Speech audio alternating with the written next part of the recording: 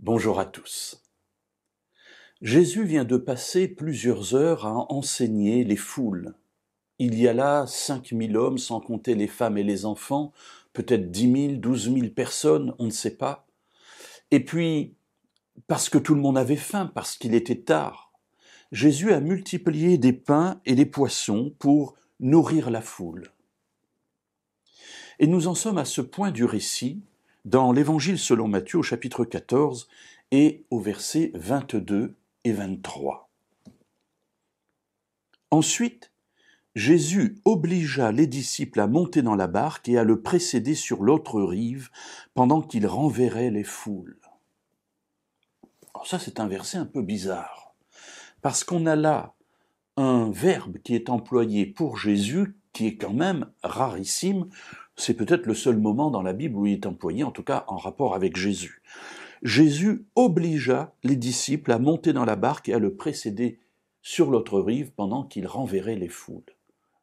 Voir Jésus obliger quelqu'un à faire quelque chose, comme je le disais, c'est vraiment quelque chose d'exceptionnel. Alors, pourquoi une telle attitude ?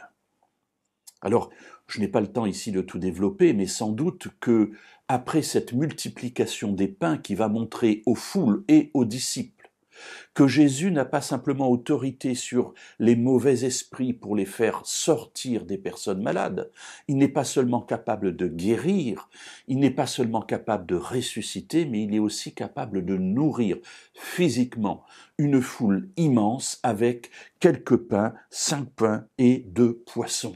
Mes amis, le Messie est là. Le Messie d'Israël est là devant nous. Il va nous nourrir. Il va pourvoir à tous nos besoins. Il va guérir toute maladie. Voilà le roi d'Israël.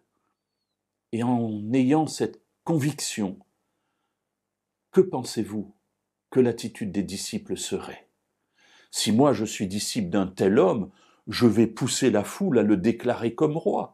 Je vais pousser cet homme à devenir roi. Souvenez-vous que Pierre, à un moment donné, lorsque Jésus lui dira qu'il va mourir et ressusciter, il dira « Dieu ne plaise, cela ne t'arrivera pas, c'est pas possible, tu es le Messie, il ne peut pas t'arriver une telle chose. » Jésus sait que ses premiers ennemis, si vous me permettez l'expression, dans ce moment particulier où peut-être la foule veut l'amener à être roi, eh bien ses premiers adversaires, ce sont ses propres disciples, qui eux pensent aux places qu'ils vont pouvoir avoir à droite et à gauche, comme ministre des Finances ou comme ministre de la Justice, et vont pousser Jésus à devenir roi, vont pousser la foule à faire de Jésus un roi. Jésus ne veut pas être le roi d'Israël. Il est le Messie du monde.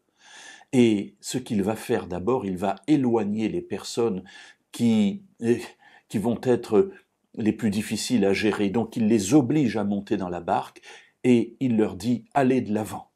Allez de l'avant, je vous rejoindrai plus tard. » Et lui, que fait-il ? Au verset 23, il nous est dit qu'après les avoir renvoyés, les foules et les disciples, il monta sur la montagne pour prier à l'écart et le soir venu, il était là seul. Après avoir vécu ce moment extraordinaire de communion avec la foule, de communion avec son Père, après avoir fait ce miracle extraordinaire de la multiplication des pains et des poissons, Jésus a besoin de retrouver du calme.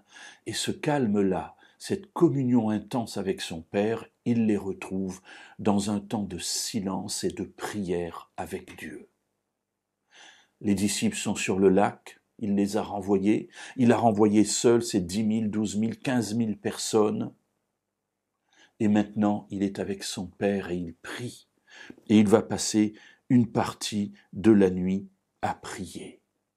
Nous verrons dans les jours suivants la suite de ce récit extraordinaire.